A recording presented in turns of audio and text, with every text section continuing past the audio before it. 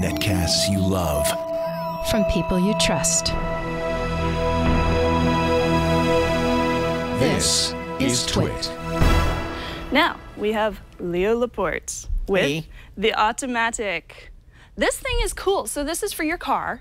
Yeah, this came out about a year ago, and I must have bought it because it came in the mail a couple of weeks ago, and I don't remember. I know I did. It was so funny. It had been so long. I guess it has been back ordered. So every car, almost every car since 1996 has had something.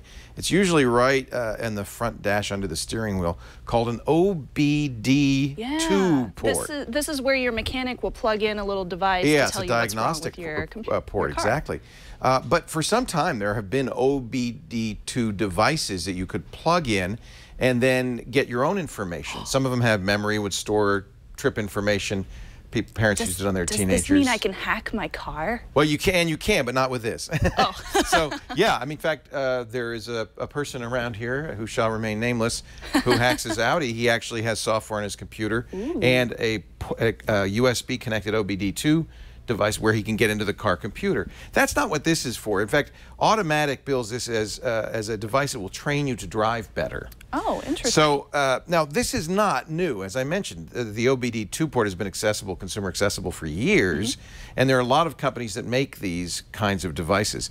The selling point of the Automatic is it's simple, it's easy to use, and it works with an iPhone. Right. I've never gotten an OBD2 product myself. It's kind of a geeky. Yeah, it's hard, it's very hardcore, and it's very advanced. Well, nothing hardcore about this, and maybe that's one of the negatives. All you do is you plug it into the port, not hard to find. Actually, that's probably the hardest thing to do is find the port, but usually it's very easily found.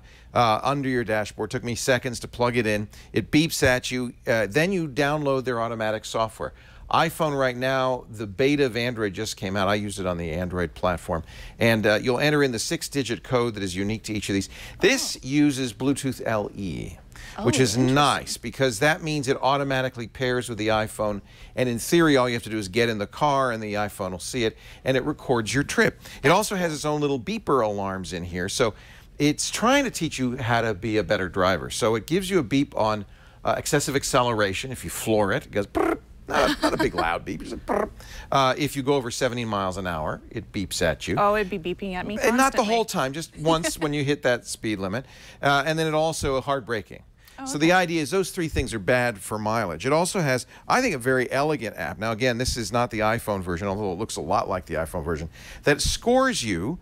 This is my most recent drive to work. I got 100 because I didn't fail any of those tests. I didn't go over 70 miles an hour. I didn't hard accelerate or hard slow down. You cannot, now here's one negative, you cannot change those parameters. So if you have a highway where you can go 75, and you do in this country, some highways, doesn't matter. 70 is the limit. If you think that wasn't hard acceleration, and some have complained that almost anything is seen as hard acceleration, then you're out of luck. It also tells you what the cost of the trip was. So my 2.2 miles drive to work cost 56 cents, but that's not based on local prices or on the kind of gasoline I use. And we're in California. Our gas prices are pretty high. It's not accurate, but it's a rough idea. You can see previous trips. In fact, I have quite a few trips on here. And each trip has a nice little map of the trip and so forth, so you can see. Let's get that map up again. So you can see what, that was a short trip. You can Moving your car? To the parking garage, yeah. So, but you get the idea. This also has some additional nice features. If you ever had, by the way, it automatically knows what kind of car you have. Some cars it can get more material from than other cars.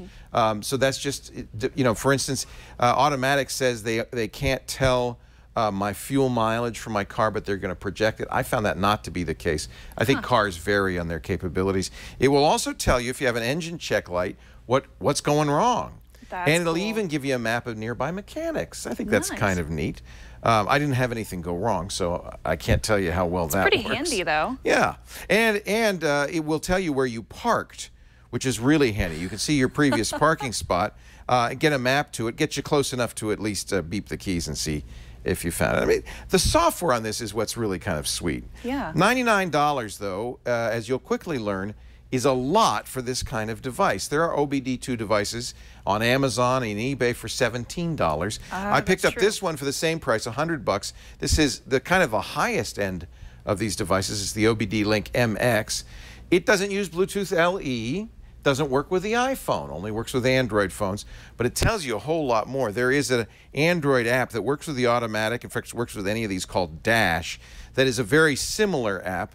This is the Dash app. Not quite, you can see, not quite so elegant, but it has some additional features. For instance, I can share my stats on my Google Plus page. Oh, that's It fun. also tells you a lot more about what you're doing. It will show you your engine temperature, your RPMs in That's real cool. time. So all this stuff is coming off that OBD2 port, but the automatic doesn't know anything about it. I see. So the automatic is, I'll give you the pros and cons right now. It's easy to set up. It's kind of cool. It might improve your mileage and your driving habits just by this little It'll condition alarm. you. It'll condition you. And it works with the iPhone, which most of the others, in fact, I couldn't find any others that did. Does it work? And it works with Android as well. And it works with Android. The Android, oh, one more thing this will do, it calls 911 if you have an accident, based on your accelerometer suddenly stopping. Oh, that's cool. I don't know how it does it, but some cars do that. The Ford Sync does that. That's a nice feature also. Yes. So, and if find parking, 911 calls, improve your mileage. There's some neat things. The software is very elegant.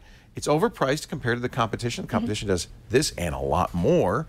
I just feel like the fact that I can't configure my top speed or how much my gas costs, that seems like a failing. You need to be able Now, to have the customizations. yeah, and I should point out, that's the software. Presumably the software can be improved. It has been almost a year since this came out, so I don't know whether they intend to improve it or not, but I would ask them to do that. As of right now, I'm going to have to say the automatic is a do not buy because it's a little bit overpriced, and you can get something less expensive that will do a whole lot more. Easy to Very use, true. though, and if you really don't want to spend time kind of geeking around with one of these things, maybe that's a good choice. I don't know. Maybe I'll spend some time geeking around. It's kind of We'll see. cool. It is kind of cool. You could also sneak this on your kid's car and see how fast they are.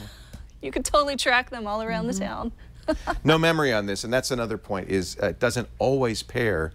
If it doesn't pair with your phone, and you know Bluetooth Yes. is sometimes weird, then you will miss that trip. There's no memory in this, okay. and so you can't get it back. Good to know. So what I ended up doing with both of these devices is firing up the software and saying, I'm leaving now, I'm leaving, and when it said okay, then I drove. Cool. Well, thank you, Leo. I'm sure we'll see you back on the show next week. Once in a while, I got Yeah. things, I got stuff. Oh, you got plenty of I gadgets got for us. stuff. I bought this with my own money, hard-earned money. Well, thank you, Leo. And of course, you can see Leo Laporte here at twit.tv pretty much all over the network. You'll find him.